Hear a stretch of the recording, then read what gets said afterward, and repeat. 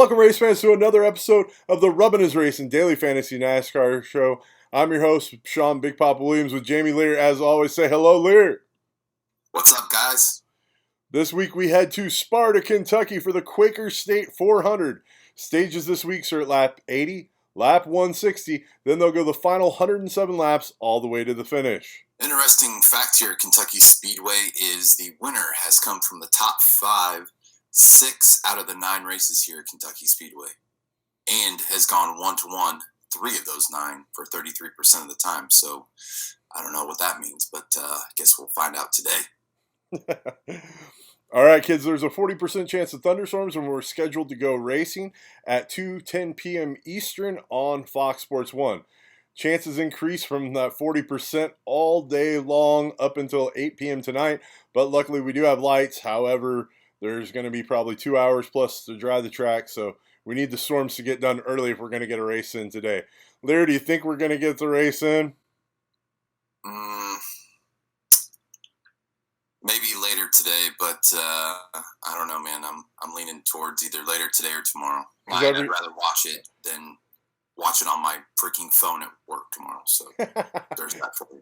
I'm sure your employer appreciates that as well. Exactly. All right, man. I decided to let Liehr call it this week because every time I call it, I'm just stone cold wrong. So if it's wrong this week, it's on Liehr, not me. All right, kids. The first question that we have to address when looking at lineup construction this week is to Rowdy or not to Rowdy. Now, I know we're seeming like a broken record, and I even say that part of this every week, it feels like. But Rowdy is the dominator of this track. He drew the pole.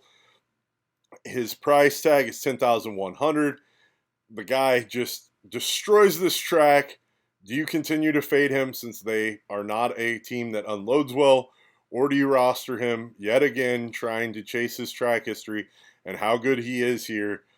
Liehr, what's your thoughts, man? I'm leaning towards fade. Yeah, I hear you there. Obviously we've raced here 4 times in a row. I mean, Xfinity and trucks. And you can clearly see that the guy on the pole has a distinct advantage at the beginning of the race, but doesn't necessarily essentially equate to the end of the race. So, we've had a couple dominators from that perspective, but Kyle Busch's history here, it's hard to ignore. But the biggest factor, like you said, is no practice. That team thrives on that aspect of being able to get their car dialed in. So, honestly, I'm probably right there with you. I'm a fade, and I think a lot of people will be on him just strictly on that history. Yeah, I mean, ownership probably is going to be higher than what it should be for how bad that car has been performing off the truck with no practices. But ownership is going to be under what he historically is here. So it just depends what leverage you're trying to go for. Another question that I think you have to answer before you even start with constructing your lineups is whether or not you're going to roster Christopher Bell at $11,200. Now, we've seen Bell starting in the back, under-owned because of this outrageous price tag. Everyone always swerves away from it, and somehow he keeps ending up being on the winning lineups. Liehr, I think this is an easy play to get away from people, but there's a lot of salary. Like that extra salary causes you to sacrifice some other plays that you can look at this week. I think he's going to be low-owned again, and if he does Christopher Bell stuff, it's going to be a great play. What are your thoughts, man? Yeah, I mean, time and time again, we go over this week over week, but really just depends on if he shows up and gets that top 10. If he gets that top 10, it's a no-brainer. But this is a tricky course. We've had a lot of issues so far this week while we've been here. So these Cup guys are no different. They got that PJ1 down there, but trying to make it a multi-groove racetrack. But I don't know. It's going to be tough place to pass. So his crew's got to have their A game today. But I think, in my opinion, it's one of those to where it's kind of hard to pass up, in my opinion. Let's talk about the rest of the dominators like we did last week. We'll talk them in grouping of teams. Let's first start with the rest of JGR. You've got Hamlin at $10,900, Truex at $9,200, and Eric Jones at 8,400. All interesting plays. Hamlin and Truex, Truex starting in the top 10, Hamlin starting at the 12th position, and Jones starting at 16th. I think all three of these drivers are in play. It just depends on whether or not you can squeeze them into your lineup and what race vision you have this week. Truex is clearly the second dominant driver at this track and is traditionally better than Rowdy, at least post-COVID, at adjusting his car on the fly and unloading. They seem to be better. But the best part of this team at unloading and being competitive is Hamlin, who has decent track history here, but is not one that usually leads laps. Liehr, your thoughts on the JGR train? It's like, why can't I get the guy with the combination of all of them, right? Right. Why can't they make this easy? Right. But yeah, I mean, you got to have exposure on Hamlin. I mean, him and Harvick have been the two hottest drivers since coming back. Kind of with them, it's track, doesn't matter. They've been able to be the ones that adapt to the change as fast as possible while in race. And they've obviously clearly, unfortunately what happened to Hamlin last week really stunk, for him and that team because, I mean, dude, they had the dominant car and they were going to win that race. Unfortunately, tires chewed it up there at Indianapolis, but, that's going to give him some extra motivation this week to clearly come out and try to take it again. And you get him from the best spot. I mean, at any point, he's going to start in that top 12, and you get him at the highest starting position. So I think Hamlin's going to be a premium today. And then Truex as well. This guy is done well here, won 2 out of the last 3 races here at Kentucky. Hungry. That team's looking to get a win. And I think this is a place that they can do it. I definitely like the Truex aspect of today.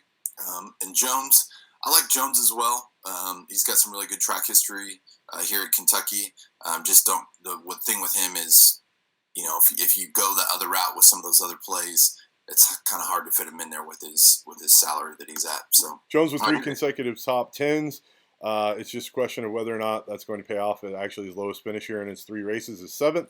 Interesting play starting 16th. Moving on to Stuart Haas, though, you talked a little bit about Harvick and his domination at 11,600. It's a great option, in my opinion. He just doesn't traditionally have the track history here. He's great at finishing top 10 here. He just doesn't lead a chunk of laps. It's not what he does here. Almirola, who's been the surprise of NASCAR, still criminally underpriced at 7,300. But you're at pray and hold, maybe hoping that he'll be a leader, but he's never shown that here before. You have Clint Boyer, 94. It's a good track for him. And then Cole Custer, 6,900. Going to be probably the highest owned value play. Liehr, your thoughts on Stuart Haas? Harvick, guy's been just absolute dominant beast of 2020. You got to have exposure on Harvick, whether you believe it or not. If you're doing multiple multiple lineups, you got to have exposure on him. But as far as Cole Custer, kind of a no-brainer free square play there, starting 29th, especially coming off a great finish last week at Indianapolis with that top 10. Was a must-own play for sure. But definitely like the Cole Custer aspect. And then Almirola. I mean, dude's been having an unbelievable streak of top 5s in the last 5 races. So good for him and good for that team. I don't know if I see him being able to stick up front here at Kentucky. And then Clint Boyer, even though he's starting 15th, and that's a pretty good spot for him to start. Man, what a disappointing week for him last week, starting from that 22nd position and then ended up finishing pretty much right where he started. So I don't know. I like Clint Boyer a lot, but for me, the money, I can use it in different other aspects. So I'm not on the Boyer train this week. All right. Guys, with us putting this video out, we're going to have to rush through these last few guys here and make this video short so we can get it out to you guys quickly because we want to have you have plenty of time to watch it and me to get it edited and uploaded. So the next groups of guys is the Team Penske, Blaney, Kez, Logano. I'm going to quit reading off salaries and just tell you the plays. I think Blaney is a great play here. Kez is great here when he doesn't get caught up in carnage. And Logano's pretty good here. Just doesn't lead laps. Finishes top 10 almost every race. But he's not a lap leader. Liehr, do you have anything to add to the Penske stuff real quick? No. Blaney's interesting from 11. So is Kez from where you're starting at. But I don't know. I think a lot of people are going to overlook Logano, and we've been there before, been there, done that. You do that, and then Logano comes out and blows the doors off everybody. So, very true. Beware of that. Yep, nope, very well could happen. In the random guessing of who unloaded the best. Team Hendrick, we've got Chase Elliott, which is an interesting play. He's 10,500. Kind of cripples your salary, but a lot of people, I think, will be gravitating that direction. You've got Jimmy Johnson at 88, Billy Byron, interesting play, 86. They're all place differential plays. And then you have the one play that nobody's talking about from them, Bowman. Guys, Hendrick is good at 1.5 miles. Bowman was really good at 1.5 miles, especially early in the season. These guys can all be plays. I just don't know how the community is going to reflect how well they were at the 1.5 miles because they haven't been great as of late. But I could see those plays. Liehr, your thoughts on them? Yeah, definitely. The Johnson and Byron plays from 2021. And then, Chase Elliott's been really good at 1.5 mile tracks, and same with Bowman, like you said earlier in the season. But to add a cherry on top of the cake, today is Rick Hendrick's birthday. So I'm assuming they will definitely try to get him a win on his birthday today. So there you go. Chip Ganassi Racing, you've got Kurt Busch and Matt Kenseth. Kurt Busch is one of the better drivers at this track, and actually is one of the few guys that has a potential to lead laps here by track history. And Kenseth has been racing really well as of late and has been a good place differential play. He's on the verge of that again this week as a place differential play, but the 8K price tag is a little steep. Liehr, what are your thoughts on Kurt and Kenseth? I definitely love Kurt Busch. He's awesome here at this track.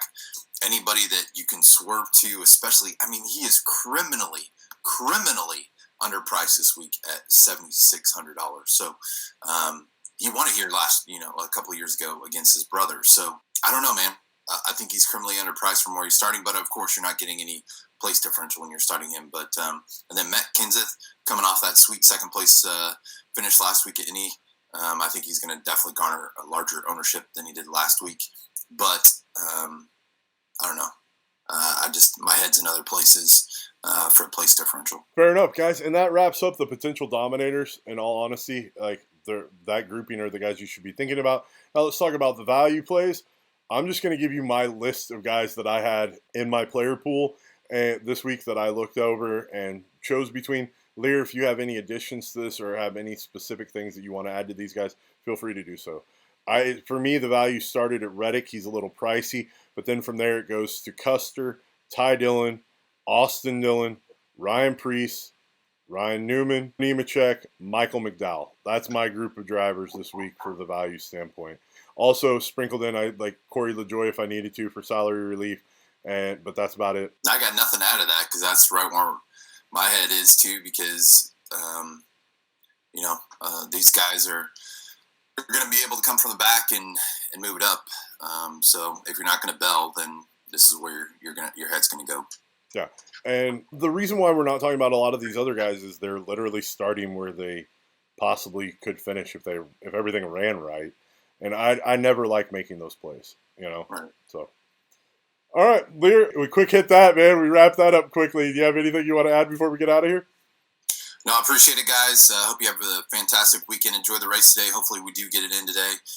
Make sure you like, subscribe, share, and hit us up on our PayPal.